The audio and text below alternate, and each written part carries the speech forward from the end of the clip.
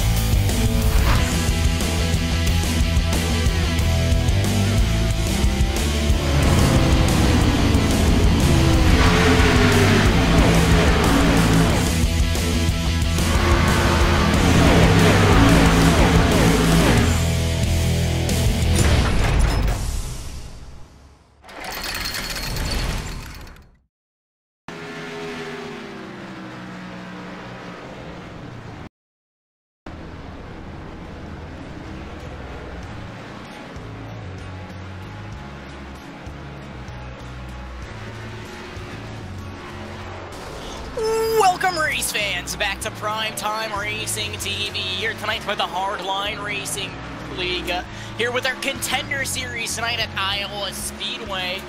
Should be a really good show, a 1-mile racetrack here tonight. And yeah, we're ready for some good short track action here tonight. Joining me in the booth as always is Corey Silva and Evan Black, and myself, of course, Brandon Krutz. So yeah, we're ready. How about you guys? Yeah, this track is awesome. It's one of my favorite tracks. You can run so many different lines. It's so much fun. Should be a really good race.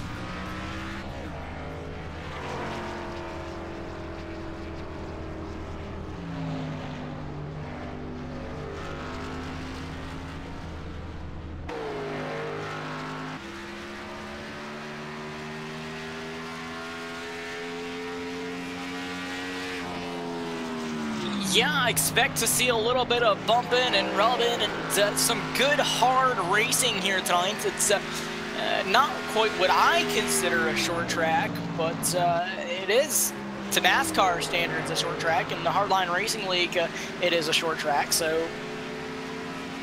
Qualifying currently underway. Ryan Hartz is currently on the provisional pole. You guys know I have different standards for short tracks.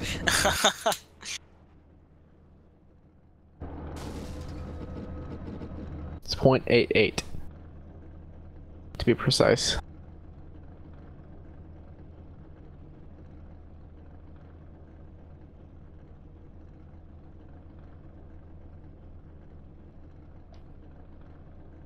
A minute left, a little less than that. I don't believe anybody is left to qualify, of anybody who is choosing to do so. So the lineup should be pretty well set. Pretty good sized field here today. Looks like I'd say about 26 approximately, just kind of guesstimating off my numbers. So a big field for a small track.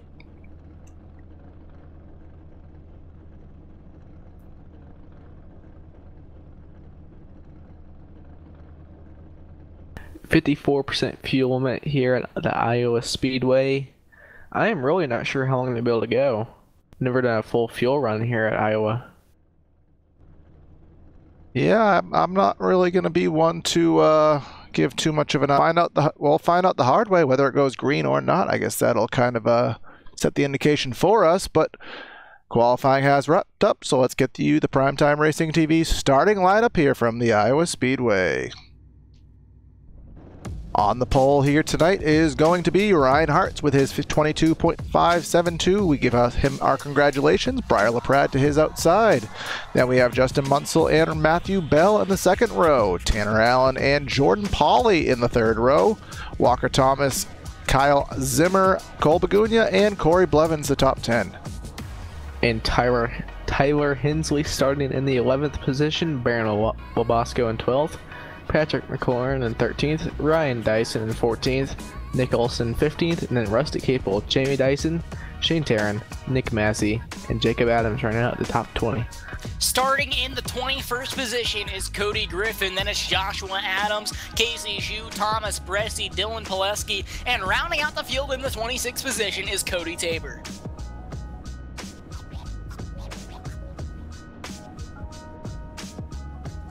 I want to know how Cody Tabor always ends up starting in last. He doesn't qualify, but why does it put him there? Maybe it knows. Poor Cody.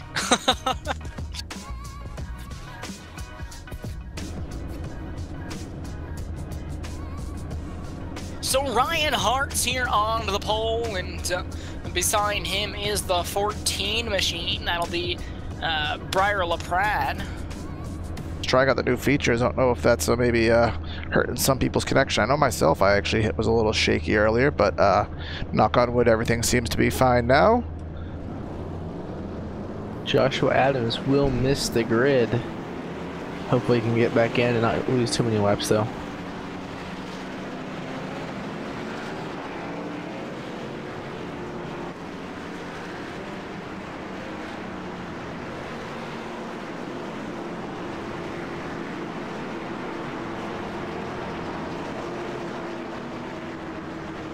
There'll be 2 pace laps around this facility here as we are underneath 1 mile, so that does warrant 2 pace laps every single time round. So leader choosing the inside lane. I don't really know if that's going to come into play, even though this is multi-groove. The bottom is usually the better line in turns 1 and 2, so I do expect the leader to take the bottom more often than not.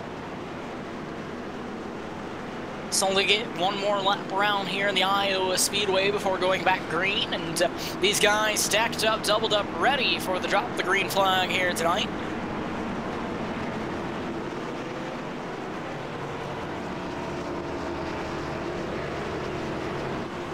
.200 laps around the Iowa Speedway here tonight, longer race.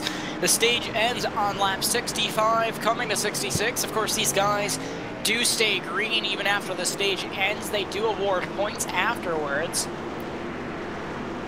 Do we know when the stage ends?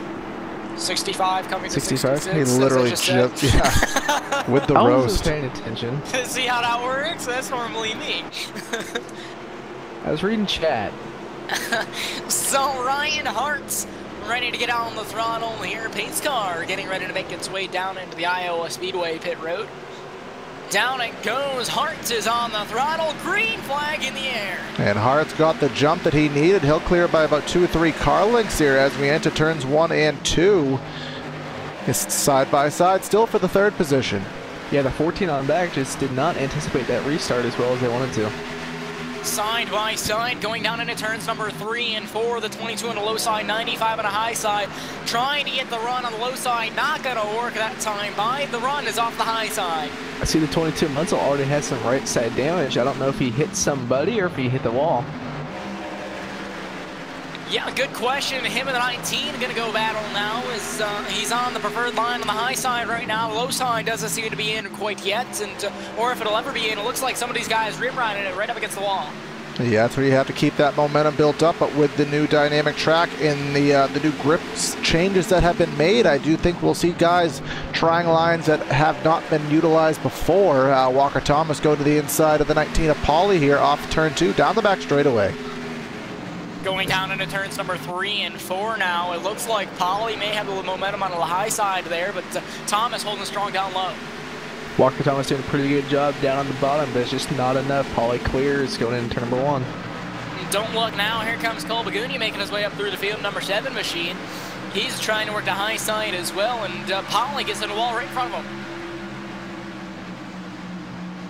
See, going back here a couple positions further, we could see a little bit of action going on. Corey Blevins, Kyle Zimmer, and the 81 Patrick McLaurin. That is going for the 8th through 11th positions right now. I see our leader has already hit the wall. He's got pretty good right front damage. Yeah, we hit could really hard. Ryan Hart's there. You could, when you run the high lane, obviously you're kind of setting yourself up to be at a more risk to hit the wall. He's already done so. He hit it on lap 2, but he's still pulling away. Maybe he's trying to, you know, mess with the downforce there, push that fender in, you know. Joe Gibbs, you never know. Probably not. Usually it does not help, but sometimes it can.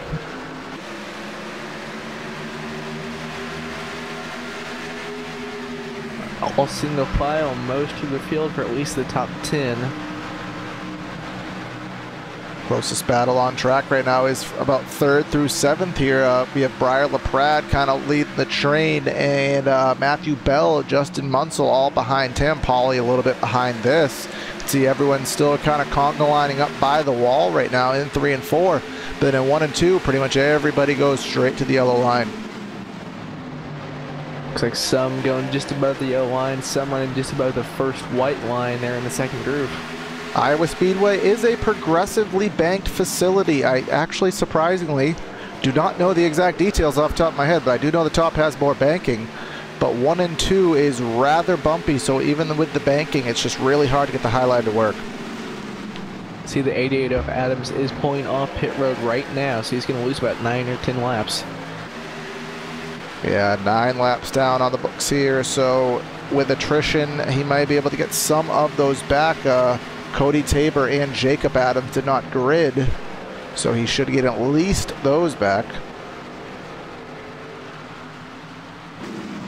Weed kind of stabilizing just a little bit. They're kind of going back and forth on lap times between the 03 of Hearts and the 14 of Briar LaPrade. Pauly trying to move on the 22 machine that last corner, and he's driving it in super deep, but not quite getting the momentum off like he needs. Now back to the back bumper of the 95 machine, the 22, right on the back of Matthew Bell. 22 Munsell looking to the inside of Bell, not quite there. 95 gets the run out of turn number 2. Caution is out.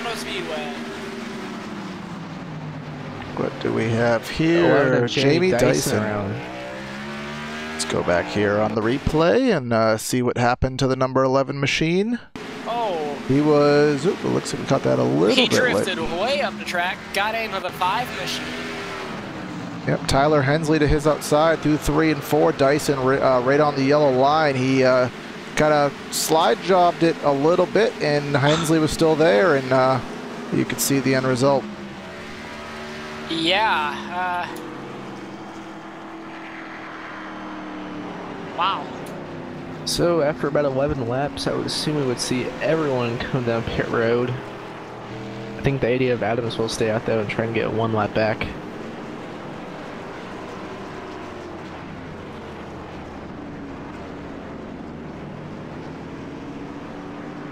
And here they all come to the attention of their crews. Looks like everyone but looks like the 88 of Adams may have stayed out. See, the 8 of Jacob Adams has taken it behind the wall.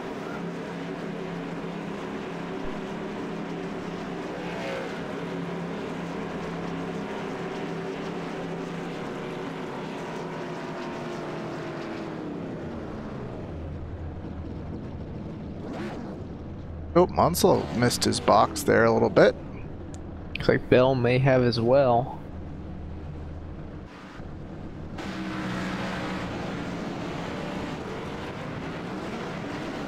Well, Pratt wins the race off pit road.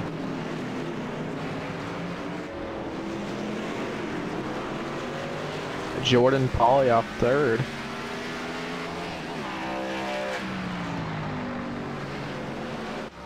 So that's going to shake things up a little bit. Should be a couple pace laps right here. 2 more to go, so I don't see how many people are a lap down right now besides Adams. Everybody else is on the lead lap. Yeah, it looks like about 23 cars are currently on the lead lap.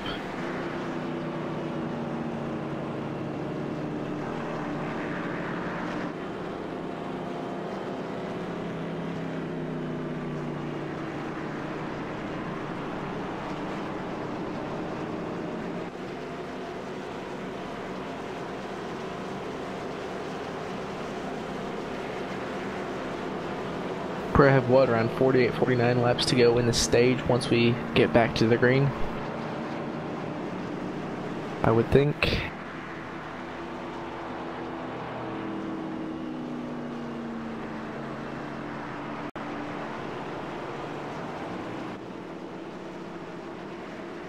Sorry for the quick little flash on the screen there. I believe I got a little overly zealous on my nighttime graphic settings. Don't want to have the stream choppy for you guys, so I had to slightly adjust that. I was wondering why you weren't talking.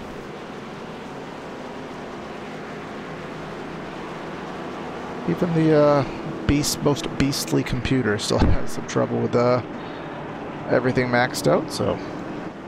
Light's still on the pace car, so should be about 2 more laps before we get back to the green. Briar LaPrade, he won the Cup race, I believe, 2 weeks in a row, wasn't it, if I'm remembering properly? I do believe so. So he is on a hot streak in the Cup Series here. I don't recall that streak being able to carry over for him into the Contender Series, but he's always usually a fast driver here, so see what he can do now that he will have the clean air.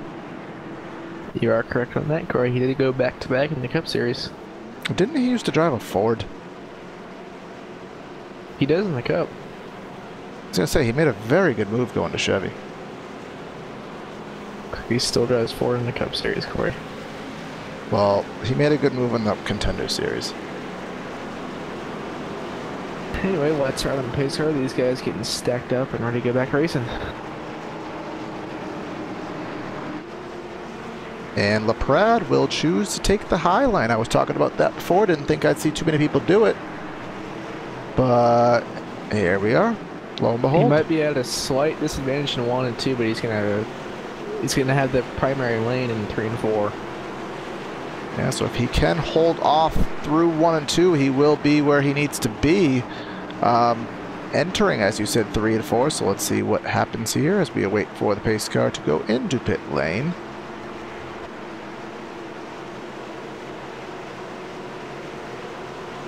And there it goes, and LaPrade's already on the loud pedal. Green flag back in the air at Iowa, and he's going to bring Cole Bagunia along with him up top, and Bagunia's going to move into P2. Yeah, 0-3 of Hearts was sleeping on that reset. That's going to allow the 7 of Bagunia to get down in front of him. A couple guys, actually, pretty much the whole back of the field did not get going on that restart. That allowed Bagunia to get going, get a huge jump up against the back bumper of the 14 machine, and now the 0-3 making his way back underneath the number 7, if I can English. What was that? Yeah, that. Right here we go back. Tanner Allen all the way up top. Corey Blevins, Patrick McClure taking them 3 wide there through 1 and 2. Pretty tight action at the end of the top 10 right now. And we have the 28 Ryan Dyson going underneath. Tanner Allen going to the back. Back up towards the front now. The 0-3 machine still trying to look underneath the 7 machine of Bagunia. Bagunia just may be too strong right now, but the 0-3 running a little bit lower of a line.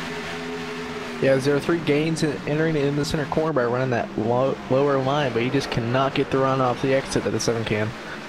Ryan Hart's our pole center. We know he has the speed in that race car, and you see he's got a little bit of damage to the right side of the vehicle, maybe from getting into the wall a little bit, maybe from getting into an incident with somebody else. I'm not quite sure, but the 7 of Bagunia just seems to be a little bit stronger right now, and Jordan Polly right behind him. But guys, we have to go back to this battle, the early teens in position-wise, 10th to 15th. These guys are all over 2, 3 wide, change of lanes. Looks like a plate race back here. Oh, one car on the wall. Riding the wall almost into the catch No fence. caution. No caution. No caution is out. Everyone keeps it going straight. That was Rusty Capel. Another car ran on the backstretch. Capel got pinched up by Baron Labosco there on the front straightaway. You could see Bresci making a hard move to miss him, but I think the 11 and Dyson went around on the backstretch. well, he's running by himself right now. But we know he was involved in the first caution. And these guys still fighting really hard over here for these positions. They're side by side here at the beginning of this, and they're 2 by 2, just a few rows deep, Talladega style around here. You see the double zero. Contact! More contact! One car up into the wall. That was Dyson. That was a very similar move. Oh, Dyson tried to get him back. Yeah, that was going to stack these guys up further. They're three wide going into turn number 3. Bressie to the inside. Here comes Nick Massey here. A bunch of heavy hitters here in the not having the greatest positions right now. 88 of Josh Adams is multiple laps down. Disregard him for in that regard. Bressie trying to get his way through this thing right now. Adams slides up on a 48 machine, almost makes contact with him. Bressie side by side with his 28 machine, now going into turn number 3 out of turn number 4. Bressie clears right up in front of the 28 of Dyson. And at the front of this thing, it looks like the double zero and the 54, both side by side as well. Looks like that's going to be Baron Labasco and Nick Olson. That settles out now. Adams trying to pass the 28 machine up towards the back now. Up front, looks like the battle for second is at least shaping up right now. We have Bagunia and Hartz closing in on each other, and then Jordan Pauly just sniffing right behind this. Almost in the wall there was Pauly off of 2. Let's bring up Pauly right up to the back bumper. He's driving it in really hard into the corner. Now Hartz onto the back bumper of the Bagunia.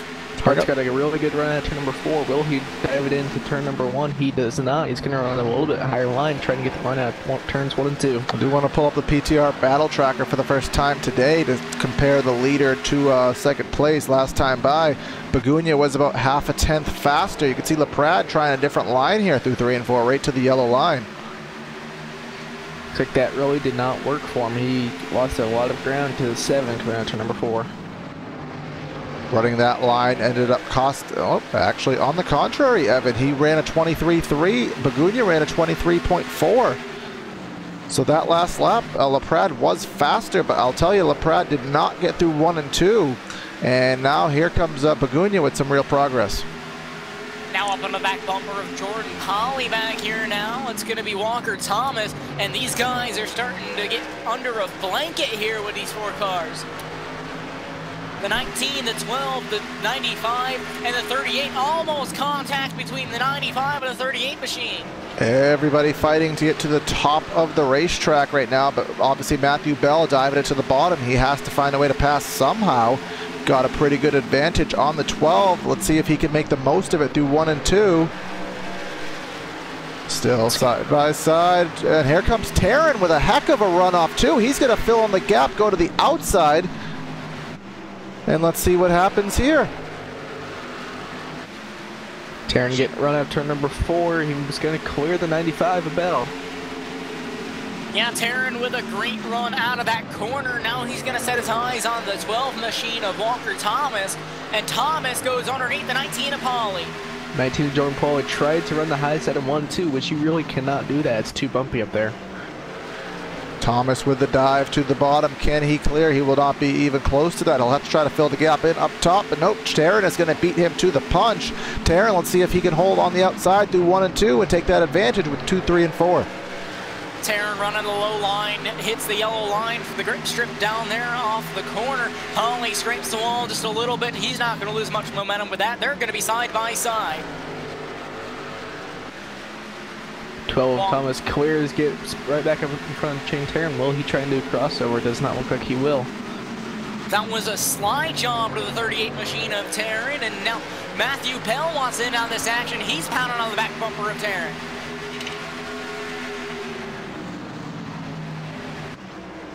But back up front, you're not missing anything. LaPrade, he lost a little bit of his advantage, but he's pulling back away. About to over a half-second lead right now, but Hartz is right on the back bumper of Bagunia. Looks like a battle maybe shaping up there. Well, any time now. Yeah, Hartz is a little bit quicker than Bagunia right now. He's got a good run after number 2. Will he drop down to the bottom? He does not. It looked like Hartz tried to sneak to the outside off of 2. I think Bagunia saw that and shut the door on him. You can see Hartz here is not even leaving an inch between the bumpers there of those vehicles. He's getting antsy and impatient for this position. Yeah, I think there was a little bit of contact there going down the front straightaway. Hart's going to dive it in down low now. Not going to get any momentum off the bottom of the corner. He's going to have to try again, and he is showing that he has a little bit more speed, but Makeeng doing an awesome job running the high side. Makeeng had to check up a little bit. That gave Hartz a little bit of a run. They're going to be side by side, going down into turns number 1 and 2. Makeeng on the high side, Hartz on the low side of the 0-3. Makeeng with a good run off the corner. They're going to stay side by side. Makeeng with momentum down the back straightaway. 0-3 Parts diving into turn number 3. He's going to try and slide up in front of Makeeng. He does. Will Makeeng try and do a crossover? I don't think he'll be close enough to do that. But here comes Walker Thomas again to the inside of Jordan Pauly here. This is in the 1 and 2. Walker Thomas slid up the track into Pauly's lane there, shoved him up the track, ended up backing off and losing some time. But here comes Pauly trying to do the slide job dive bomb move underneath Makeeng. He will clear. Can he slide up? Yes, he will, but here comes the crossover. Makeeng looking to do a crossover, maybe not. Just going to give him a little bit of a bump draft down the straightaway. Pauly showing a little bit of speed now early in this race here on lap 38. Now he has his eyes set on the number 0-3 machine of Ryan Hartz. Meanwhile, Walker Thomas diving underneath the number 7 machine of Cole Makeeng. So from a driver's perspective, guys, obviously that dive bomb pass, it is one of the only ways you can pass here. But what is your take on it when a driver does that to you? How do you react to it? Well, as long as they don't slide up right in front of me and cut my nose off, I'm okay with it. If they slide up and I have to check up for them or wreck them, that's what gets me a little bit upset. Yeah, I agree with Evan. Now, it's like dirt racing. You don't pull a slide job so close to someone that you end up wrecking them, but you know, you give them enough space to kind of breathe a little bit. The 0-3 of Hartz looking under the 11 of Dyson. That's a lap car. They're going to clear him easily, it looks like. Now Matthew Bell slides right up, almost makes contact with a 7 of Makeeng. That was almost a big wreck to the outside. That's opened up the door for Taryn to get underneath Makeeng here too, but you can see these guys have actually started to learn how to run the top in 1 and 2. The drivers on the inside have not been able to clear, and that's been given the outside the advantage for the majority of the lap.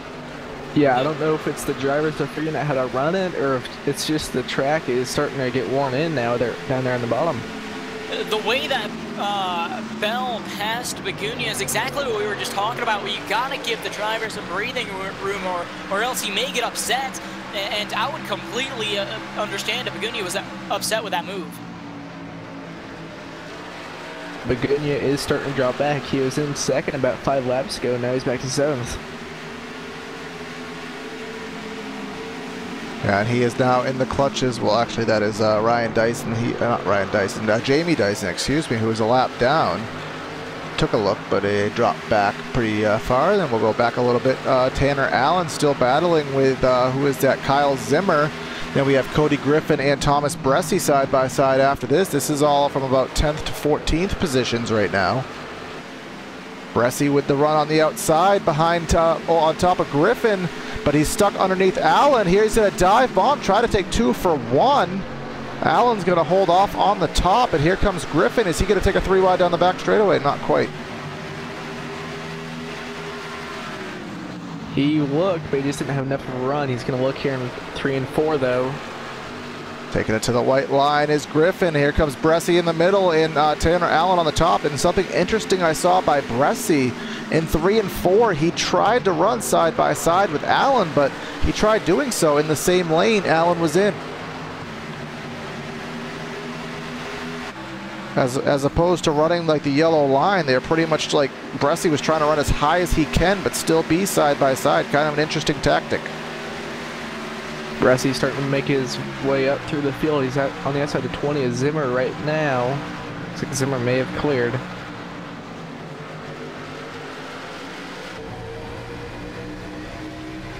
Up front here, Jordan Pauly pounding the back bumper of the 0-3 of Ryan Hartz. Almost spun him to the inside. Jordan with a big move to the inside there. Hartz trying to block. Not quite going to work out for him that time. Pauly slides up in front of the nose. Contact being made. Hartz almost up into the wall. I think he might have got kind of hit the bumps the wrong way there. That shoved him up the track into Hartz, and I think both drivers kind of yielded, especially Hartz doing so. Not sure how Ryan's going to feel about that. Yeah, I don't think he'll like that too much, but Jordan Polly definitely showing a lot more speed in his race machine right now. I don't know if he has a race-winning car at this point for the long runs, but definitely showing top 5 potential, and definitely was a lot faster than Hart's there. Yeah, I think he might have just saved his tires just a little bit better. So let's just we'll bring up the battle tracker one more time. LaPrade last time by down to a 24.26. Pauly with a 24.27. The gap about 1.6 seconds. Looks like they are running about the same speed. And back battle for looks like around the 5th position. Matthew Bell battling hard with a 12 of Walker Thomas. Taryn and Bagunia also involved in this battle. Taryn trying to find a place to go, and there's just nowhere. Looks like the 95 Bell might clear here. He will. He's going to slide up in front of the 12 of Thomas. 38 of Taryn is trying to go with him. Walker Thomas right onto the back bumper of the 95 machine still. Now Thomas maybe going to try to duck down low. And he can't go anywhere. The 7 machine of Bagunia is right there. Yeah, he tried to get, Bagunia tried to get underneath the 12 of Thomas, but he just cannot quite get there. And Matthew Bell all the way to the 3rd lane. That's not going to work. I don't care how good you are. So he's going to lose some time there. He's going to allow Taryn to clear. And here comes Thomas. Thomas is probably going to do the dive bomb. Not quite a dive bomb, and it's going to give the 95 enough life on the top to stay side by side.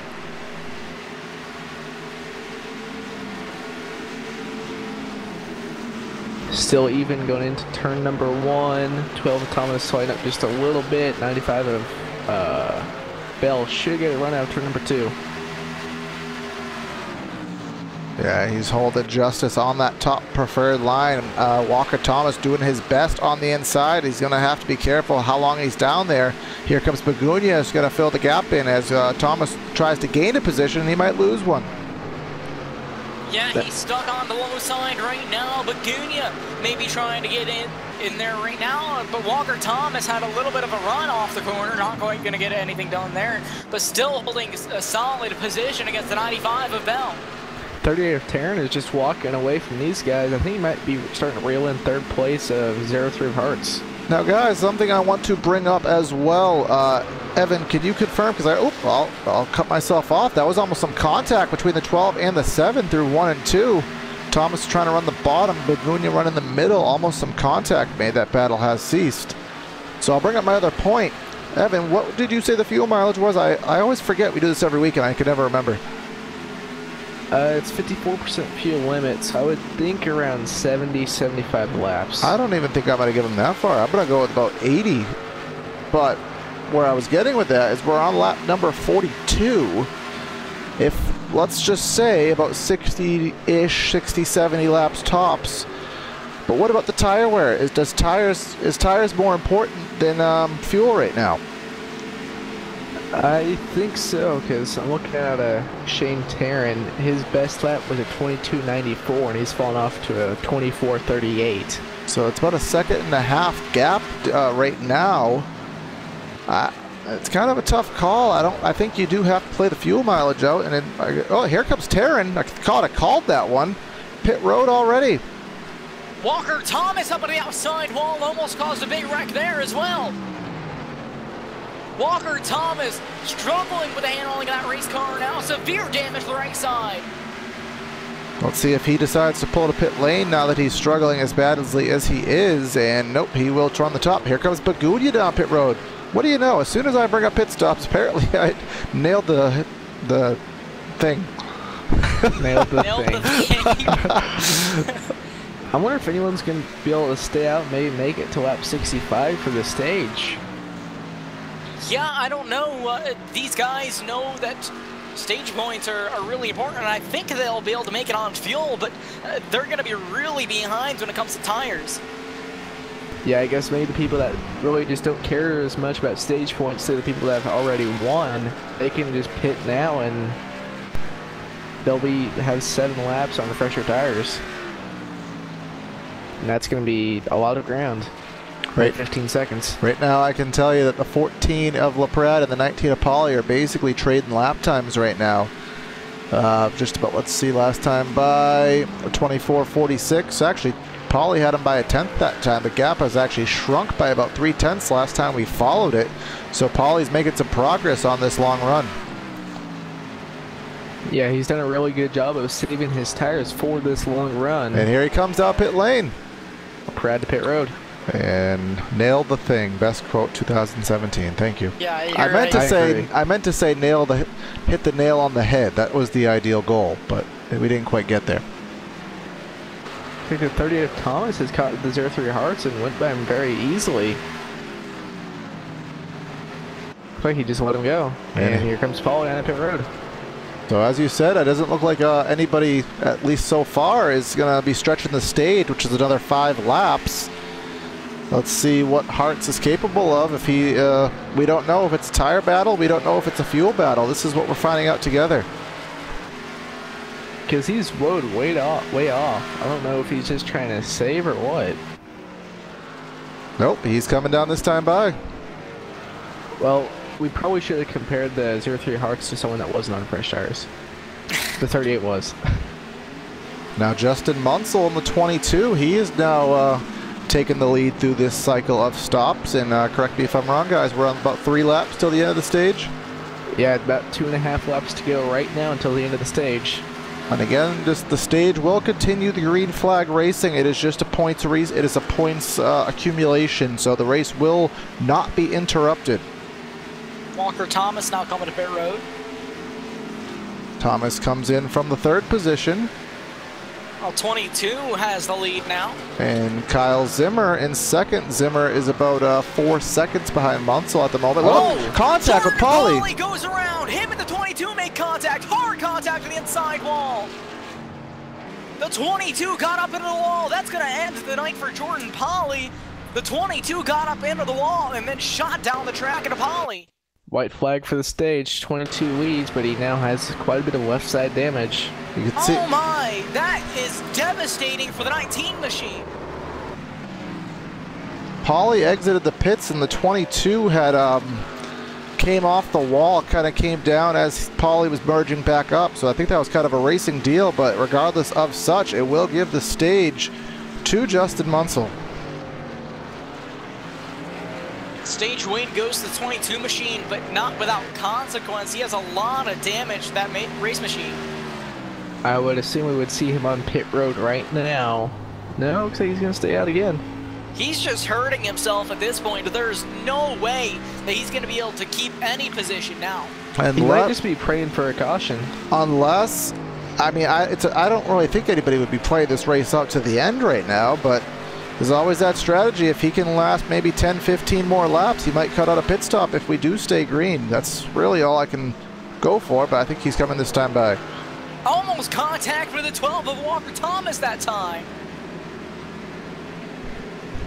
That was close. And I guess in chat people want me to say my line from last week, but I can't. It'll come out when you're not expecting it, so the line will come out. And I already have a line prepped for Sonoma on Friday too, so you have to stay tuned for that.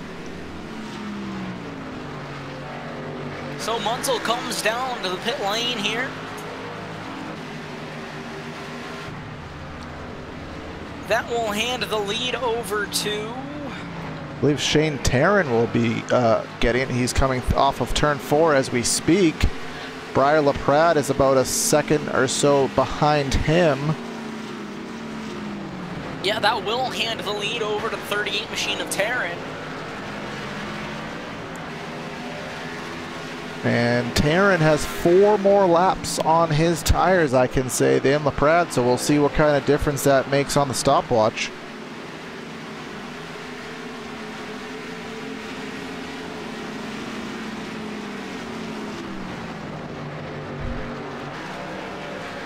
It looks like LaPrade is catching him. The 3rd place runner is Cole Begunia, and he's quite a bit away. So now that we have the moment here, we're about, I don't know, 2/3, well, less than a third of the way through this race, some kind of mathematics there. So through the field right now, we have Shane Tarrant, your leader at lap number 70. Briar LaPrade in 2nd. Cole Begunia in 3rd. Matthew Bell in the 4th position. Ryan Hartz in 5th. Walker Thomas in 6th. Tanner Allen 7th. Cody Griffin in 8th, Justin Munsell in 9th, and rounding out the top 10 is Nick Olson.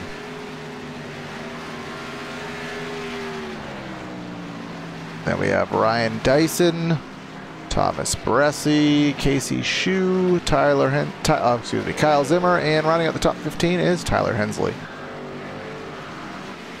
Back up front here, the battle is battle for the lead has become a lot more interesting, as I believe those fresh tires of LaPrade are starting to show him some justice.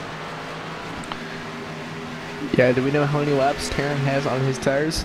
He has, there's a 4-lap difference in for the advantage being to Brian LaPrade, so 4 extra laps on Shane Taryn. And it's showing it's about 0.2 of a second quicker from 4-lap difference in tires. But I do think LaPrade had the speed advantage altogether. He's been running higher up all race than Taryn, so that compounded with the tires. But he still has to get by him. We know how hard it is to pass here at Iowa tonight. So one thing you're talking about with Taryn not running as good, he started back in 18th. So he burnt up his stuff trying to get where he was, but now he has that position. So if he can hold off on those 4-lap old tires, get on a clean cycle next time by, it's a whole new ball game. Because he was running the top 5 before he pitted, and that's pretty good, 18th to top 5. Brian LaPrade diving it underneath him out on turn number 4. They're going to be side by side, tearing up into the wall. Going down into turns number 1 and 2. The 14 machine gonna clear. Taryn's gonna try to slide down. He's got a good run off of turn number 2 down the back straightaway. Because the 14 LaPrade will clear him going into turn number 3. I wonder if the 38 Taryn just kind of let him go. Or if that's just the difference in tires. I mean, Taryn got into the wall pretty good, but I think LaPrade is just faster out of the 2 right now. Yeah, we can say that the top 2 are obviously right on camera right now, but in 3rd place, Cole Pagunia is 4 seconds behind this, nearly 4.5. But there is a good battling going on for 4th, 5th, and 6th right now. Ryan Hartz is in the mix here right behind him. Corey Blevins and Patrick McLaurin are off the lead lap. Going to assume that they both have fresher tires for how much quicker they are right now. Yeah, I'd say that's a safe bet.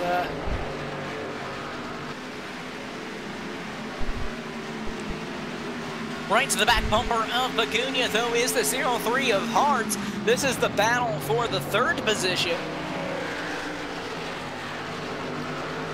Up on the high side, the 03 shoots up high. They're going to be side by side going down into turns number 3 and 4. And then worth noting behind them is the 81 and the 99. They're also battling for position at the same time. 2 separate battles for position going on, but Pagunia fell back there as McLaurin was trying to get by him.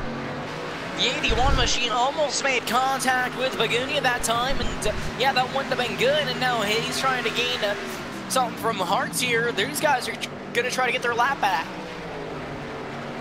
All the way to the inside is McLaurin in the 81. Again, this is not the battle for position. He is racing with Blevins right now, and Hearts was racing with Pagunia, who's fallen all the way up, but a second behind Hearts at the moment. They are not racing for the lucky dog. Right now, the lucky dog would be the 4 of Casey Shue, and he's quite a way ahead of these guys.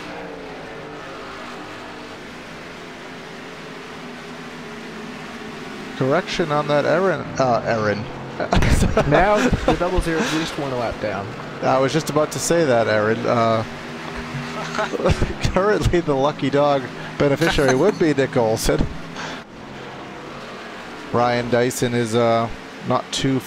Ryan Dyson will be the beneficiary in a matter of a lap or 2, as LaPrade is catching him quite quickly. See, the 19 of Jordan Pauly has gone behind the wall. His night is over. Pauly was just getting himself warmed up too, it seemed like, so that very disappointing end to his night off that awkward moment with the pits there.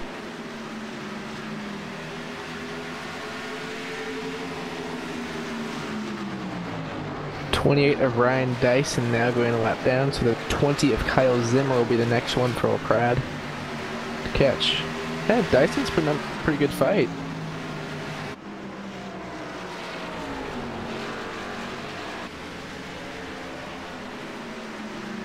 Yeah, Dyson. I mean, yeah, Dyson is that in team of the 28? Yes, it is. He was trying pretty hard. Did actually hold off pretty well, but eventually he'll have to throw in the towel. The 14 does get by. Taryn, by the way, has dropped off a second off of this. The 20 of Zimmer is at the start-finish line right now. Not sure where Pratt is. He's at the start-finish now, so Yeah, probably around 5-6 seconds. Yep, Zimmer right now is 19 seconds off the lead. It is about 23 seconds around this track, so just do that math right there. Around 4 seconds or so. There you go. Well, while the racing has kind of stabilized out, we're going to go to a side-by-side commercial break here on PTRTV, so we'll cut back if anything happens, but either way, we'll catch you shortly. Stay with us.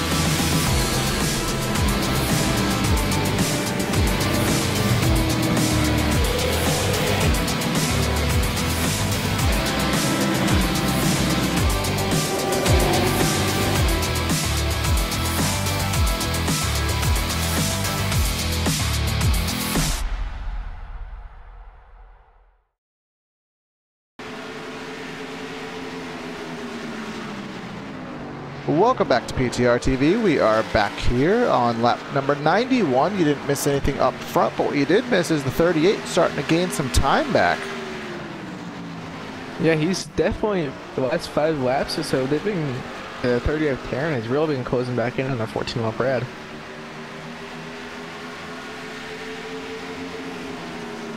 Probably will be having a battle for the lead here in between 5 and 10 laps. Right now, Tyler Hensley in the 12th position. He's trying to get unlap himself, I do believe. Yes, he is. He is trying to get underneath Taryn at the moment. Hensley has 7 last laps on his tires, so it'll be pretty clutch if he is able to get around both of these drivers.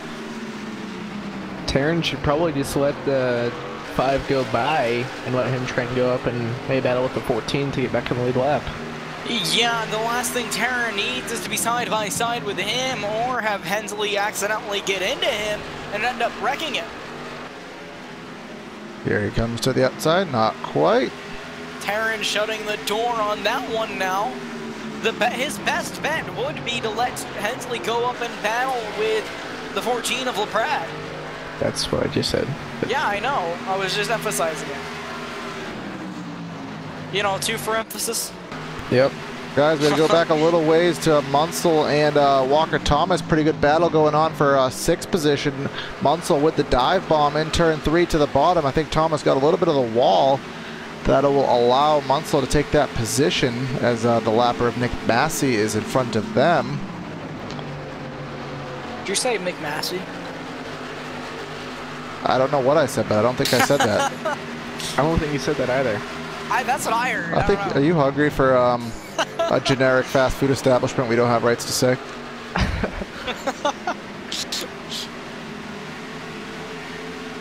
Do you know me? Are you down? Are you down with OPP? Too young for you. Anyways. Right now, we'll go back to. Well, I thought we had a battle going on. We didn't. But the battle on the track right now is for. Right now, Justin Munsell got around Cole Bagunia here. Remember, Bagunia was in third before. Right now, the 22 is starting to show some muscle. He is now in the 4th position.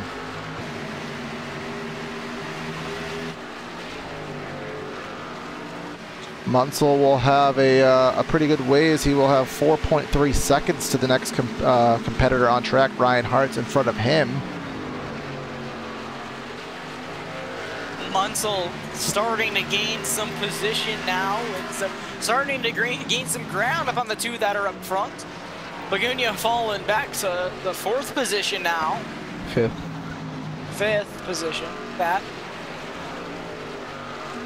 Yeah, kind of surprised. Oh yeah, 3rd is Hart's. That's right. Yeah, I just said that. No one listens to me. I listen to you, Corey. Thank you. I don't listen to you, Corey. We'll go back to the front, though, guys. Watch out, because Shane Tarrant is here. It's surprising. He is on older tires as well by a few laps, but he's doing a good job saving them, and he's right to the back bumper. With this new build, we have new tire updates, and how you run in the first 5 laps drastically changes how the tires handle at the end of the run. That is very true.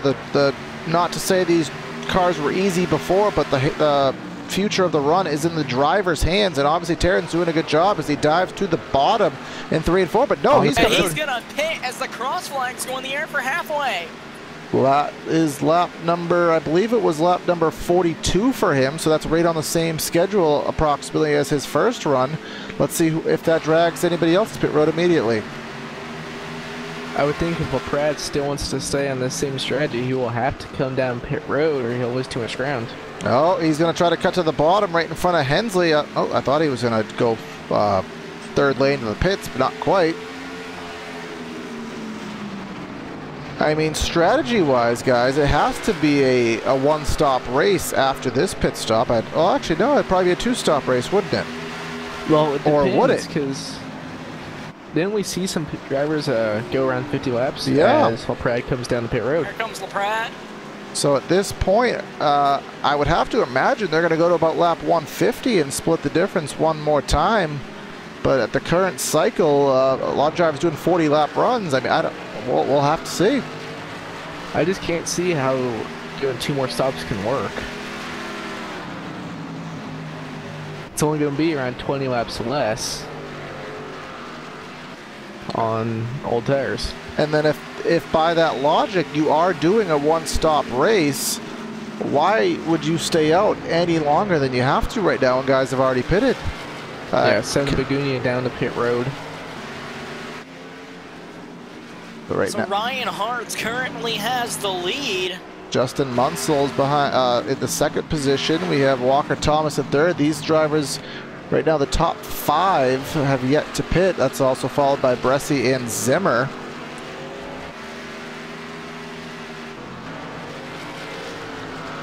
Race summary so far, we've completed 104 laps. We've had 7 lead changes, only 1 yellow flag for 5 laps. Very clean and green race here at the semi-short track, if you want to call it, here at Iowa.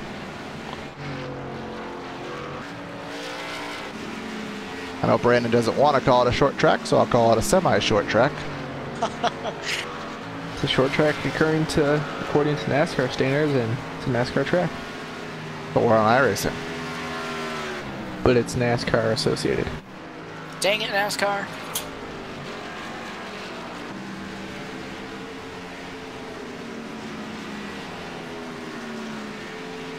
So, waiting to see when Ryan Hartz is going to pit, and from what I recall... I do believe he was, is right now the top 3 have yet to pit. And he's coming down pit road this time. Hartz to pit lane.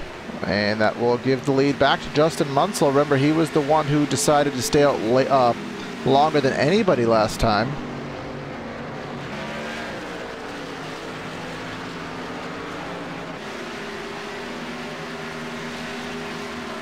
I really don't know what his strategy is right now. Unless maybe he's just hoping for a caution. It could be, and I think he was pretty much the last one on the lead lap to pit last time. Because if a caution comes out right now, there's 2 cars in the lead lap. That would be really good for Justin Munsell and Walker Thomas. Because right now the top 5 have yet to pit Munsell, Thomas, Labasco, Massey, and Blevins. Only, as you said, the top 2 of those being on the lead lap. So we don't really have any kind of caution flag vibe. So the only, actually, there really is no other strategy. He has to pit one more time, no matter how you shake it. So unless he can make it to lap I think one, even 2 more times even. the only way it would work for him is if he could make it to lap 140, and that's not happening based on what we know. So he's going to have to pit 2 more times, and I guess he's just, like as you said, going for the yellow flag card. How many laps has he on so far? He's on lap 43, but I can also say Walker Thomas is on lap number 47 in his run. We don't really know the limit of the fuel cell. I guess we might be finding out this on this run.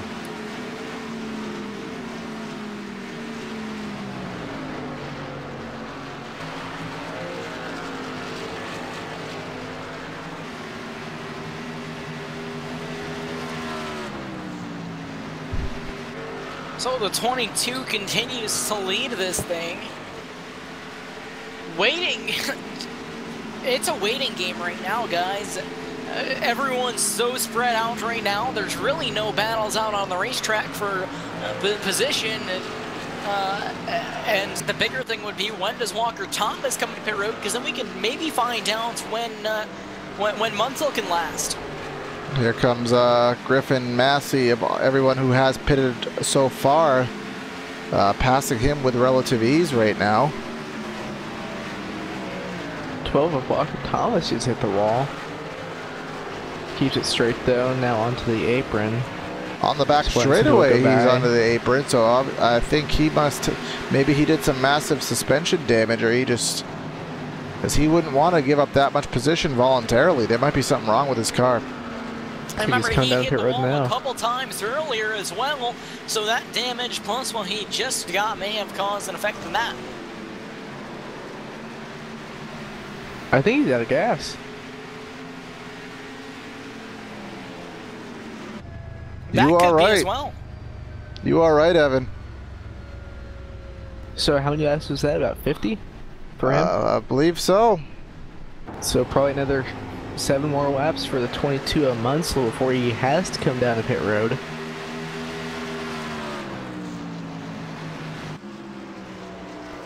So we now know they can go about 50 laps. Which 50 laps is not going to do anything for you, because 50 laps, there's 80 some odd to go.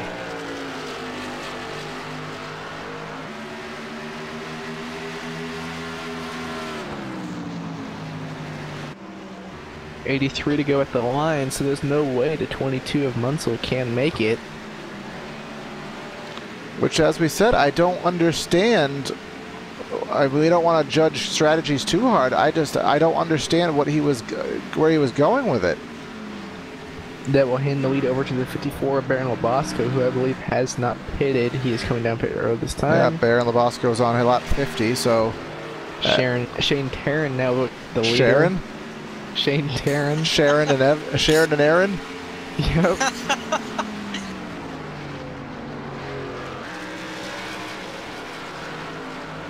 Pratt has fallen back pretty far. Looks like he's got some left side damage.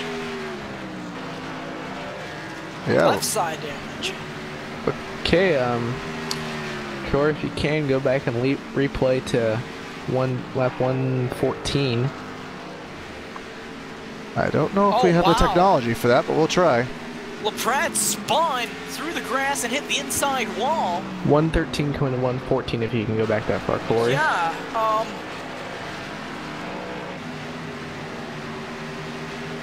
So LaPrade was trying to pass the 99 machine. The 99 came down door to LaPrade. He spun to the inside and hit the inside wall. And yeah, that definitely would have caused him to lose a ton of ground and maybe a lot of speed to that race car. He's got damage on both sides of the vehicle. Yeah, we think we are hopefully at that point. Might have to go back a little, watch a little bit extra here.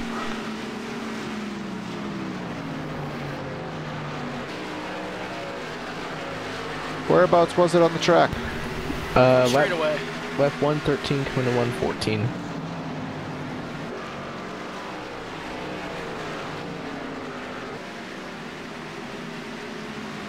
Oh yeah, the 99 of Blevins, there it was. That was huge. Where's the flag man there when you need him? Yeah. But yeah, yet to have a caution for an incident like that. We've had around 3 incidents or so that should have brought the caution flag out. But haven't. Yeah, and league officials opting. Now, normally iRacing could throw the caution automatically, but it is on league officials to maybe throw a caution if an incident like that does happen where there is really no stop. But they're opting not to, and that's all completely their decision. There's no debris or anything that's left out on the track from that because of iRacing physics. But hashtag soon. Yeah, soon. New damage model coming soon, hopefully.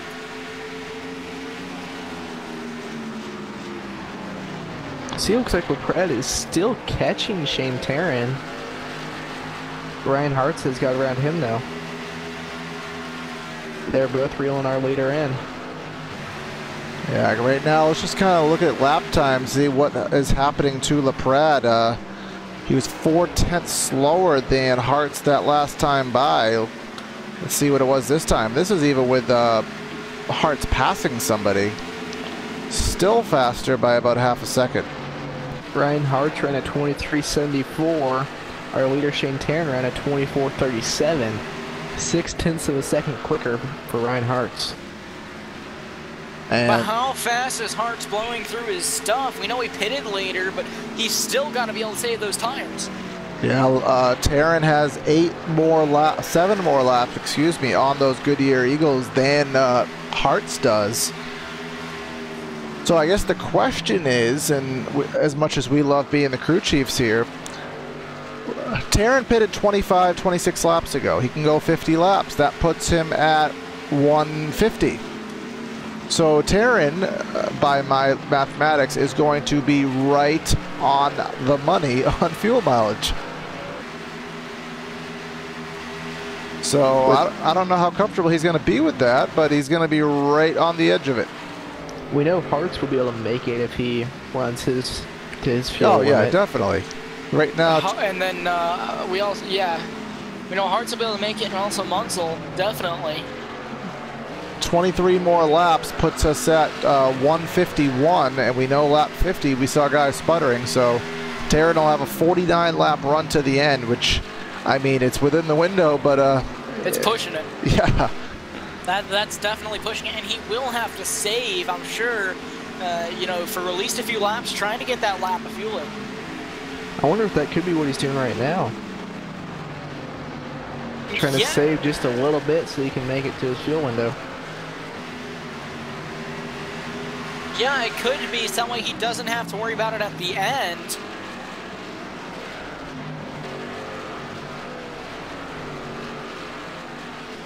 So just to note the attrition today, right now there's still 19 drivers on track, but for drivers that have already taken it behind the wall, we have Jamie Dyson in 20th, Ryan Dyson, don't know if there's a relation there, 21st, then Nick Olson, Jordan Pauly, Dylan Pileski, Jacob Adams, and Cody Tabor did not take the grid today, so he will take up 26th position. Those drivers, again, did not run any laps today, or already are behind the wall.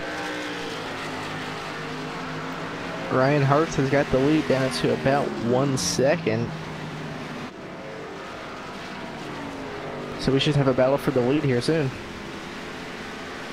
But I will say, I'm really impressed by what Terran's doing with usually on iRacing and what we usually remember it.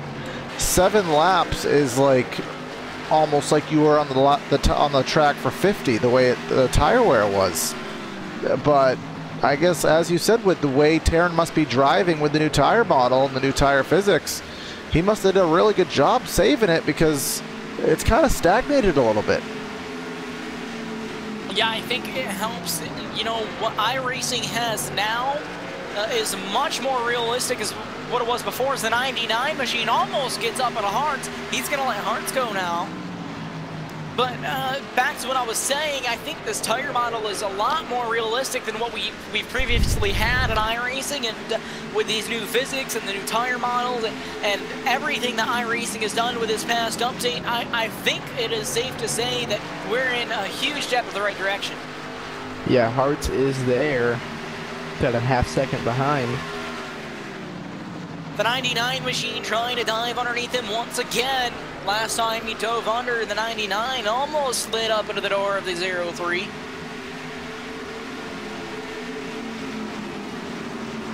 Probably around 15 more laps or so before Shane Terran has to pit, as the 03 Hartz takes a look to the outside, back down to the inside, getting a pretty good run on turn number 2. Hartz driving in deep into turn number 3. Slide job, going to slide up in front of him, maybe not quite. 38 fighting back on the high side. 3 wide here as we head to 1. Labasco on the top, Blevins in the middle, Hartz on the bottom. Tight quarters racing with the leader right now. Terran got pushed up the track.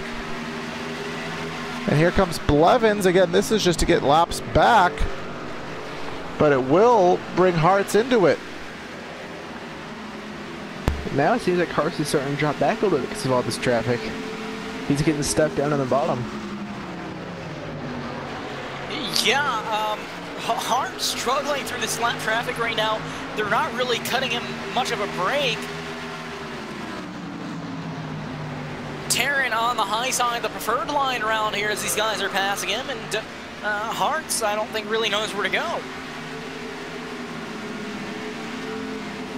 Him and Terran both really don't have anywhere to go. Yeah, and now the advantage goes to Hartz. Terran got pushed off the track by some lap traffic, and now they're right onto each other's back bumper. Not on each other's back bumper, what am I saying? But Hartz is right to the back bumper of the 38 of Terran. How would Terran be on Hartz's back bumper when Hartz is behind him? Don't talk about it.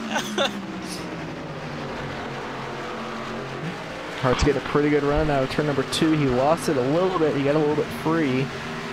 Dropping back now.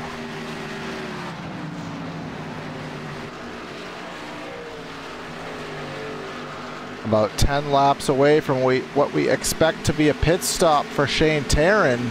Remember, as we said, he is going to be pushing the window right to the absolute far edge. Hartz has a lot more buffer in the tank. No pun intended. But down the back straightaway, the gap is about 3 car lengths. Hartz really dives it in there, tries to cut low and get the run down the hill off exit. Maybe gain him a little bit. Hartz has the opportunity where he could pit with Shane Terran. Do you guys think he will?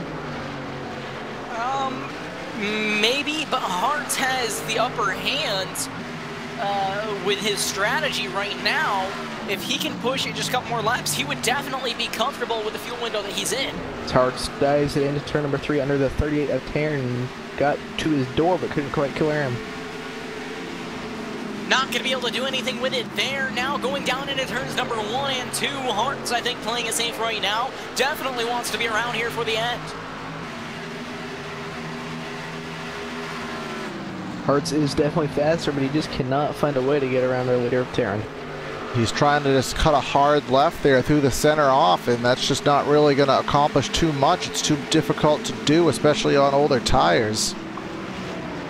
But here he comes real deep into the 1. Almost as if he was trying to get a run on the top there. And he did manage to stay closer than he's been to Terran on the back bumper, so I thought he was going to go for the dive bomb, but not quite. He's going to try again to turn under him off exit. Couldn't quite get there. Losing a little bit of ground off turn number 4.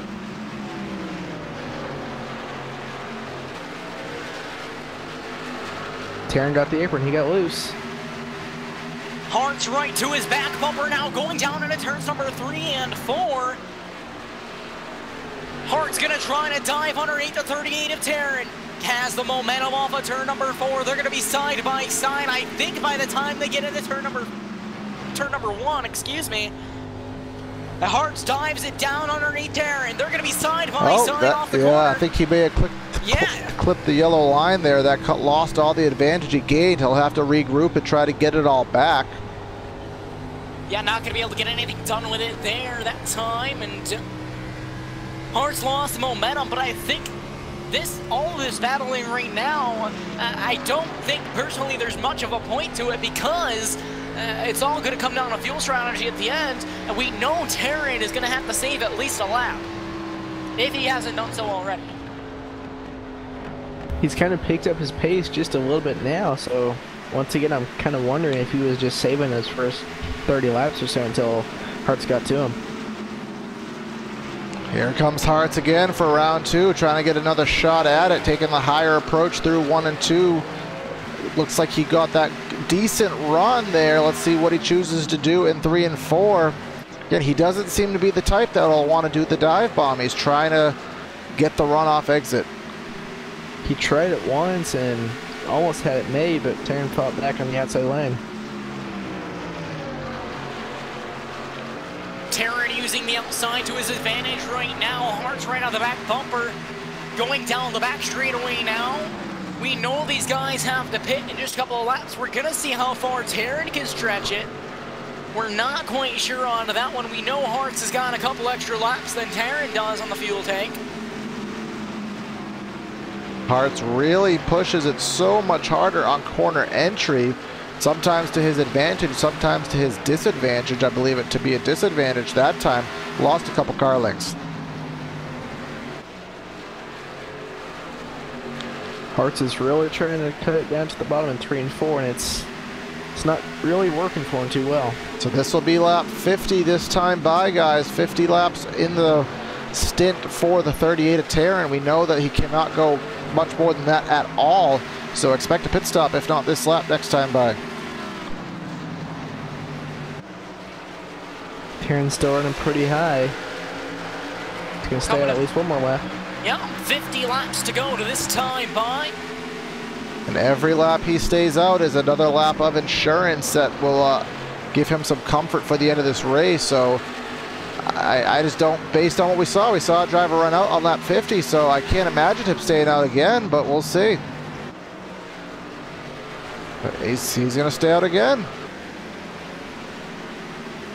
We know these guys can push it a little bit further than what they are right now, or what lap they are on right now, and we know Hartz has got a couple extra laps than Terran. I think Terran really just trying to stay out for insurance, as there is heavy lap traffic on pit road. Hartz has to make a quick maneuver to avoid, I can't tell who that is back there. I believe. Yeah. I think Tanner Allen was out of fuel. Yeah, that was almost disastrous for the 03 machine. But, how much longer will Terran stay out? This is 53 laps right now. Yes, it is. So, thought he was a little slow on the back straightaway there. I might have been just kind of freaking out, but I think he is coming this time by. He's hugging the yellow line in 3 and 4. Yep, coming down. Here he comes. Hart staying out as we expected, or as I expected anyways. I know he can go a couple extra laps than Terran, and this is all for insurance. So this should pretty much take out any kind of fuel mileage out of it for Terran. I think he should be pretty well. He will be definitely well off right now. But does this bring Hartz to pit lane any earlier? Yes, it will. No, it will not. No, it will not. He's going to bypass the pit lane once again. And I think the strategy he may be playing now is, can he have the fresher tires at the end of this thing? We saw he caught him. Every lap he stays out is going to be 2 seconds of green flag time lost. And Terran is still in his stall. Maybe, did Terran get caught speeding? He was in a stall for... Yeah, he must have. Unbelievable. This basically handed Hartz the lead.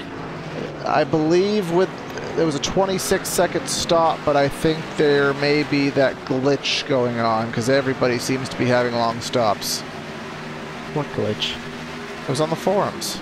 Well, I don't. I haven't been on the forums, and I'm sure some of our audience hasn't been there. What glitch are you talking about? A glitch that is with the new pit road animations that the drivers can see on their ends. It has caused some stops to be extraordinarily long, usually about 25 to 28 seconds. And we're working in slow motion?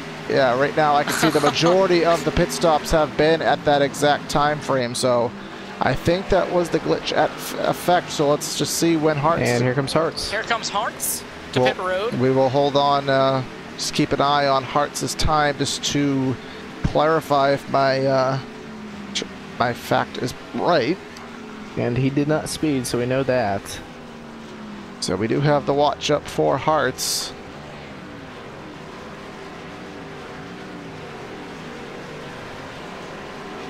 Kyle Zimmer is currently pitting, and his stop has gone to 26 seconds, so I believe I am validated in that.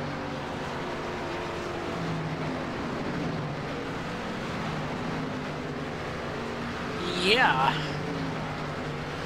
See, right now the drop has jacked. The drop has jacked? Yes, but he's still stuck in the stall, so that would validate the glitch, unfortunately, going on, which I believe is getting worked on tomorrow. So here comes Hearts off pit lane, and Terran's already off turn 2 down the back straightaway. Yeah, Terran's entering turn number 3, and I believe Hearts is probably just down entering the backstretch. Yeah, Hearts is he's in a gaggle of cars, to quote Matt Malone here. 3 wide here. Here comes, it's wreck in front of him. Corey Blevins around off of the 14 of LaPrade. Near miss there. Oh my, how did Hearts miss that?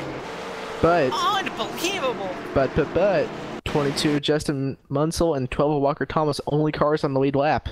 Right now, wow. So these guys are gonna stay out. We're gonna watch this wreck first, then we'll go back.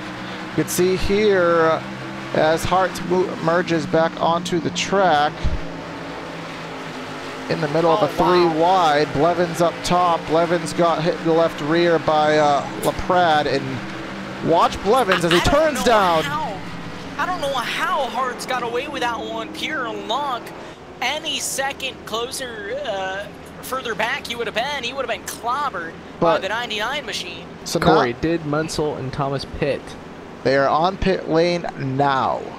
So it looks like about 4 or 5 cars will be going for the win. We have Shane Tarrant, Shane Tarrant in third. He's a lap down. Let's kind of bring up the graph. He's getting the lucky dog. Yes. He's going to be at the tail end of the field. Yes. Nick Massey, a lap down. Cole Begunia, a lap down. LaPrade, a lap down. Then we have Bell.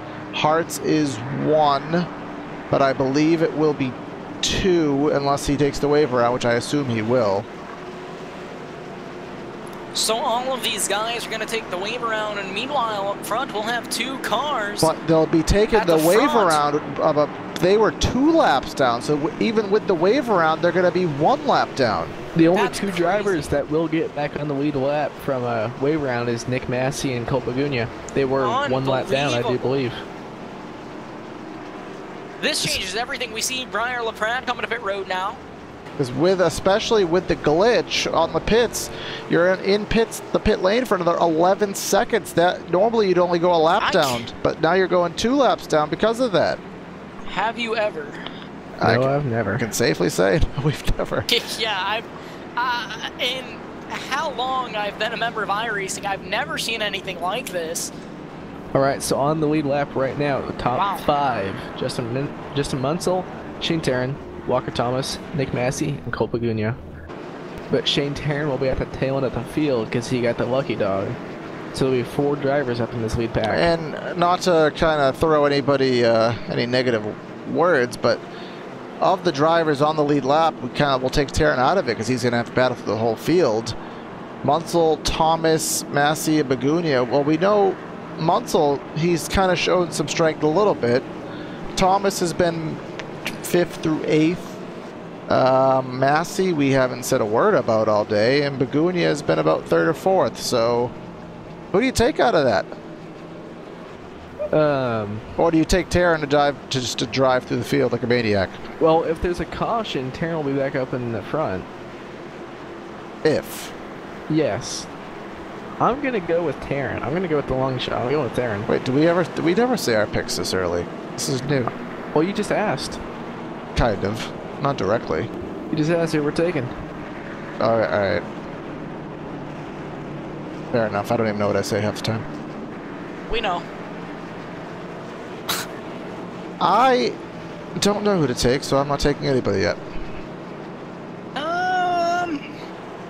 Who is on the lead lap? Munsell, Thomas, Taryn, Massey, and Begonia. I'll take Begonia. I'll take Thomas because I got to take somebody, I guess. I had to double check the manufacturer to make sure it wasn't a Ford.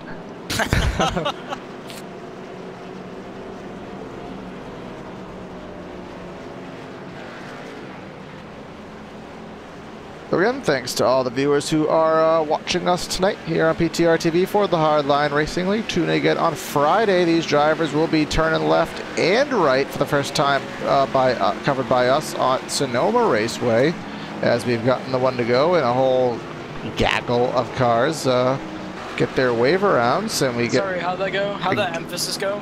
Gaggle? I tried. Oh, hang on a second, because look at where Taryn is because of all the wave around cars. He's not in the back. He is only in about 8th position, effectively. Yep. Well, hot dog.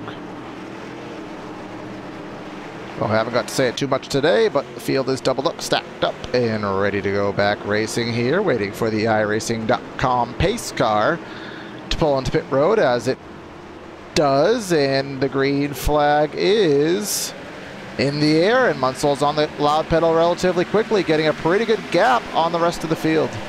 Walker Thomas got a pretty good start for starting in that outside lane. You just really cannot know when that leader is going to go. They did a pretty nice job timing it. Taryn in the 3rd position now. He's a 5th position effectively on the track right now. He has to get by Blevins and Hensley, and also the 9 machine of Rusty Capel. Walker Thomas seems to be a little bit faster. Right now, he's running a little bit faster for the line. Loses the momentum going into the corner. Maybe he can get a run down the back straightaway. He lost a little bit of ground. Munsell seems to be faster through turns 1 and 2.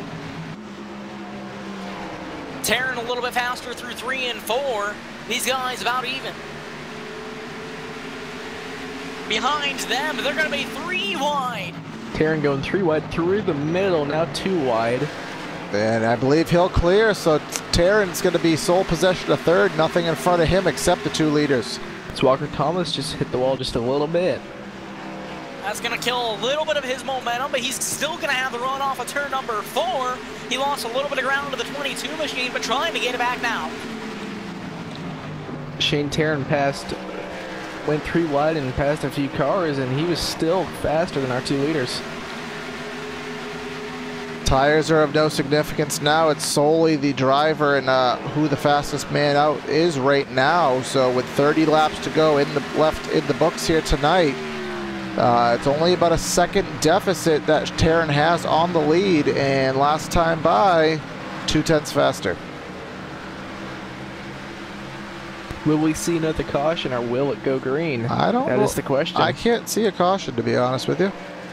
Usually if the caution's going to come out, it happens around 5 or so laps after the restart. But, or less. Kind of the but we've been talking about with the tires. Is Taryn driving too hard right now? I don't know, because he's been able to hold this kind of speed all night. We saw him come from about mid-pack at the beginning of this race. He fought all the way back up, able to hold around top 5.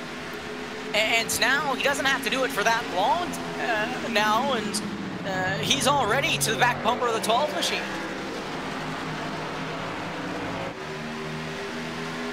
That he is, but he has to find a way by. We all know how difficult it is to pass here. Kind of just a normal dive to the inside there. Not quite the dive bomb, but that will not work. He will not be able to hold any position. Coming down into turns number 1 and 2 now. Taryn going to take the higher line, maybe going to drive it down deep off the corner, try to get the run off. He's going to have momentum down the back straightaway. Got a pretty good round. Turn number 2, driving in deep into 3. Losing a little bit of ground, should gain it back on exit though. Munsell up into along the 22 machine a little bit. He's going to lose some ground to Thomas and Taryn. He drives it down to the bottom, tries to pull away from those two as Taryn also drives down to the bottom. Walker Thomas up into the wall. Dive bomb by Taryn. Well, not quite, only to the middle groove. 12:38, they're going to be side by side off the corner. Taryn has to check up a little bit, almost made contact with as well with Walker Thomas. Now he's going to clear going down into turn number 1. Taryn's clear, and now he has to go and get that 22 of Munsell. 25 laps to gain one position, and that one position is right in front of him. Munsell's going to have to look in that mirror to drive extremely defensively if he wants any shot. Yeah, Taryn really trying to make up some ground. It looks like he's doing just that. Walker Thomas falling back a little bit, and Taryn in the 38 machine like a rocket, right pulling up to the back bumper of the 22 machine, or attempting to. Just as a note, guys, Ryan Hartz is in the 5th position. He has gotten himself into the lucky dog position, but he's going to need the help of the yellow flag, obviously, to take any advantage of that. As a lot of guys are. I think one more yellow flag, maybe a little bit later in this run, but these guys might get lucky to get a waiver out. I would think from about now on they would come down pit road and get some tires. Yeah, so a lot of guys out of contention for the win unless the yellow flag drops now. Very odd circumstances that we have here from the Iowa Speedway tonight in the Hardline Racing League.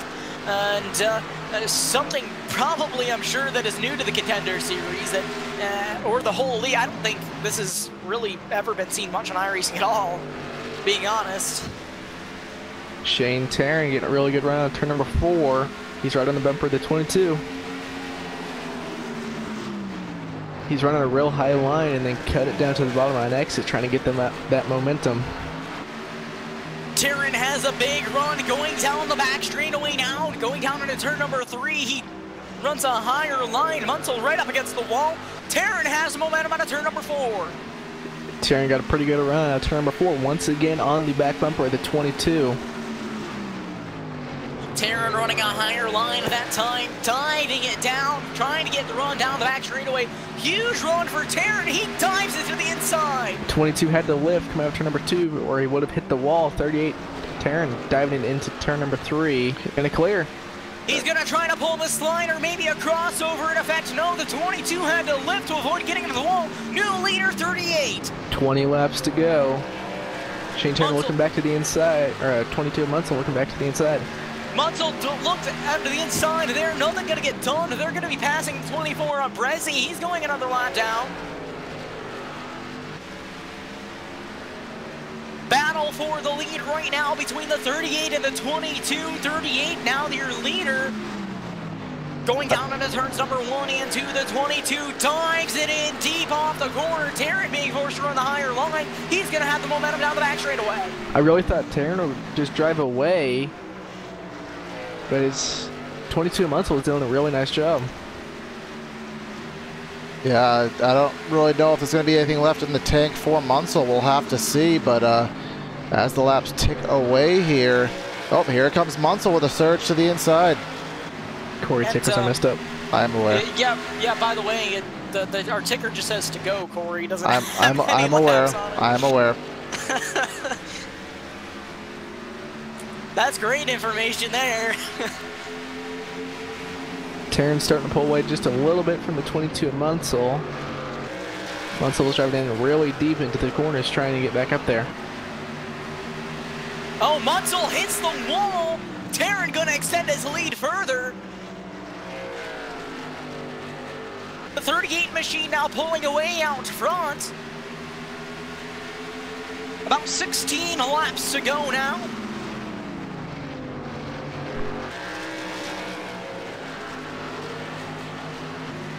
Munsell running a completely different line than Taryn is, but we talked about Shane Taryn earlier and what he could possibly do here.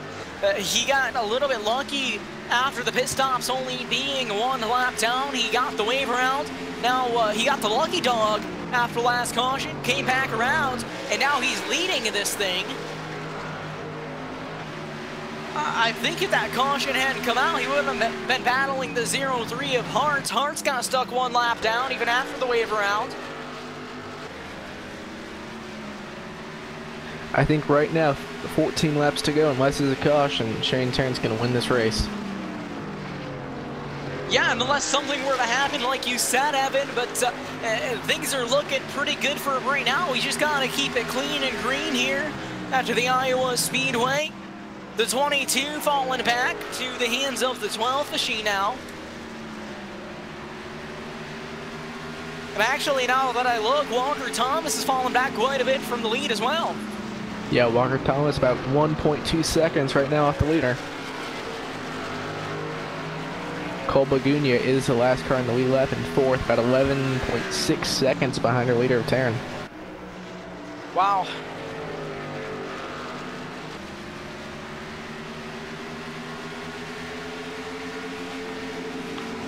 "12 laps to go here, folks, at Iowa Speedway for the Hardline Contender Series. Right now, the gap is 0.7 of a second. Last time by... Oh, Munsell gets into hard of the wall again on the outside. He's going to lose even more ground. He's given it all he had. Last time by, he was a 10th slower. Obviously, this time by will be much more than that. So let's just see here. We expect the iRacing cutoff lap to be about 5 to go, probably 6 to be safe. Oh, There it is! Speedway. Whoops. With just 11 laps to go. Looks Corey, like you jinxed it. I said whoops. We'll go here on the replay, and who was it? Looks like it was Blevins. Cody Griffin got some contact made into Blevins and Bresci. They were fighting really hard over there, and wow, yeah, that was. They were 3 wide. It looked like the 3 machine kind of went around. They were almost 4 wide going into the corner. Griffin drove it into the corner deep, hoping to clear the 81. Didn't quite get it. Went into Blevins, and Bresci hard contact at the outside wall. So that'll that put brought out the yellow. That'll put 5 drivers in the lead lap. Bagunia is in 4th. Hartz should get the lucky dog. He'll be 5th, but I don't know how much. I think he's going to be in the back. I don't think he's going to get the lucky break that Tarrant got last time. Are these guys coming up at road? It looks like they're all dropping it down. See, I think Bagunia is the next one that has to drop down. Which he's way back there. He comes down as well. I think everyone's going to take a wave around. I would assume so. I mean, they at least want to have a shot in case they get another quick yellow. Shane Tarrant had to back up in his stall. Wow. That may play an effect to who has the lead. I'm not sure. See the battle off pit road here. See not who sure. gets out first. I think he took 2 tires. Only a 10-second stop. Maybe to make up for the fact. A 10-second stop. Everybody else, not sure if the glitches didn't happen that time by. Everybody else seems to be having normal length stops. 15 seconds. Tarrant may have taken 2 tires there. Cole Bagunia has an extended stop. Not sure again with the issue iRacing's having with the stops right now. Tarrant had a 10-second stop. He did do 2 tires. Munsell had a 14, almost 15, and Walker Thomas had a nearly 15-second stop. So, again, not sure if that was 4 tires, that was a glitch. We don't quite know what's going on there, but as Evan just confirmed, we do know the leader has taken 2. 2 tires on Tarrant. It looks like 4 tires on the other 2 cars. 3 cars.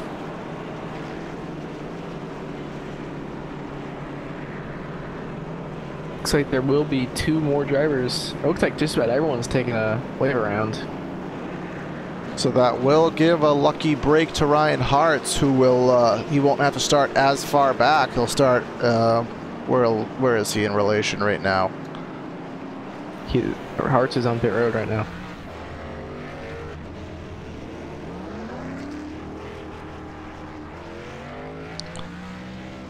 Yep, and he right now, yeah, he's having the extended stop, so he's definitely getting obviously 4 tires, which is to be expected. And he's on his way. But the first, let's try to find so we can kind of predict what's going to happen here. Who is the first car that is predicted to take the wave around right now? the 95 of Bell. Evan sounded like he was 10 feet away I was from gonna his say, microphone. are you swimming right now? So Bell is the first person to be get the wave around. It's gonna have him, Zimmer, Cody Griffin, and Corey Blevins, McLaurin. All of them are gonna have to circle back around the track behind Hartz. So that would actually put Hartz not too shabby a position. He's only 2 or 3 cars behind Begunia. Yeah, that's the same situation Shane Taryn was in. Oh, you're not swimming anymore. Nope.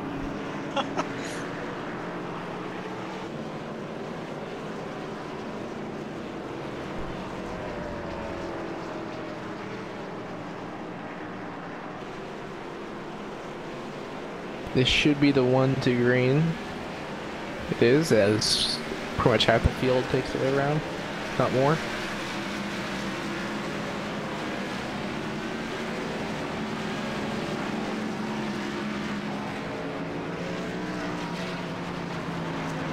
Hartz will be at the tail end of this pack, but that's only about 8.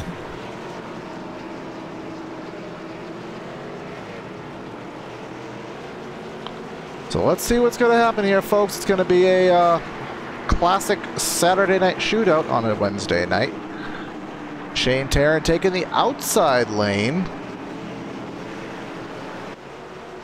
These guys stacked up, doubled up, ready to go back. Green flag racing here. Pace car ready to pull off into the safety of pit lane. Tarrant's on the throttle, green flag in the air. 7 Begunia got a pretty good restart. He's going to be possibly even with the 22. Oh, the Munsell 22. drives it in deep, almost gets to the back bumper to the 38. Now off of turn number 2. Munsell going to try to drive it in deep, but here there's comes right behind him. Begunia. Kyle Zimmer. No caution flies. He's off the track. They're going to keep it clean and green. Should be no caution. Battle for the lead is on. Tarrant is only on 2 tires. Here comes Munsell with a power move to the inside. He's going to get side by side to the left rear quarter panel. Not quite. He'll have to back off. That's going to kill his momentum and maybe his chance. If Tarrant can just keep on the outside and let everyone else try and go to the bottom and pass them, he should be good. Tarrant ran the bottom there, gave Munsell the top. It got Munsell a little bit of momentum, cut into the lead a little bit. 3 laps to go here, folks. Tell you, Munsell really seems to have a short run car. Sorry, Brandon. He's not really, he falls back, but he's managing to stay pretty close. Now down into turns number 3 and 4. Munsell dives it in deep into the corner. He has a little bit of momentum off of turn number 4 here. He's gotten closer to the back bumper of Tarrant now. Down into turns number 1 and 2, riding the bottom of the track. 2 laps to go. 12 Walker Thomas hits the wall behind them. This is going to be the white flag this time by. White flag in the air, and I think Munsell lost some time there off of 4. That's going to pretty much seal the deal for Tarrant as long as he can navigate 2 more turns here around Iowa. Tarrant started from the back of the pack. He made his way all the way up, playing on the strategy, blowing through his tires the first run to try to get where he is now. Shane Tarrant is going to win it at Iowa Speedway for the Hardline Racing League Contender Series. We offer our congratulations to Tarrant on an amazing drive here tonight at the Iowa Speedway. We will take a quick commercial break, get back for interviews and the post-race show. So again, stay with us. We'll be right back with you.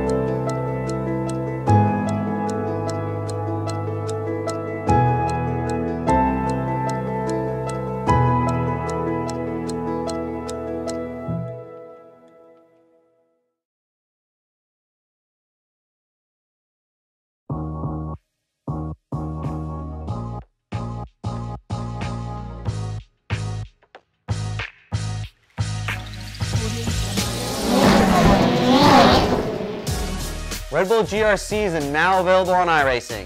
I personally put my blood, sweat, and tears into this thing, developing the cars, the tracks, the dirt, making sure it is authentic as possible, and I really think you guys are going to love it. The best part is that this 600 horsepower Volkswagen Beetle is free to all members. So get signed up now and come race me online.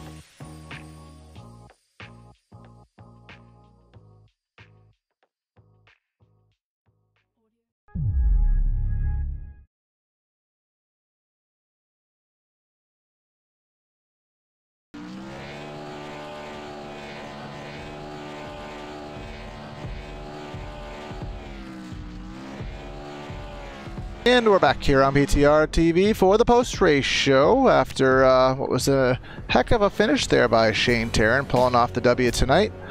So let's start with our post-race interviews. We'll get the third place finisher of Cole Begunia. Cole Begunia, PTRTV, you got a copy? Gotcha. So we saw a pretty good race, a lot of green flag racing, caution early, then around 150 laps or so green flag racing. How was the race for you?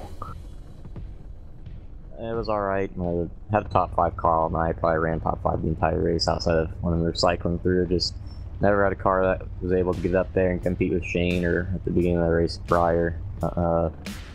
Luckily the cautions didn't hurt us too bad there at the end. Able to get a third place out of it. How was the car handling for you? Probably the worst third place car I've ever had on iRacing. It was just, I don't know, just real tight. Couldn't really figure it out. I mean, obviously had good speed. I was better than a lot of people tonight. Ran the top 5, like I said. Just never could quite figure it out to get winning speed. On that second to last restart, did you think you'd have a chance to win? I knew I had a chance, but I knew Shane was real good. I was kind of hoping that him, the 22, might have slipped up, made a little contact, and I could sneak by, but that didn't happen. They're good racers, and I'm fine with third. Alright, is there anyone you'd like to thank or give a shout out to? Thanks to Cody for putting on the league and you guys for doing the broadcast. Alright, congrats on your finish. Thanks for talking with us. Yeah, thank you guys. And now, second place finisher, Justin Munsell. Alright, Justin Munsell, you got a copy?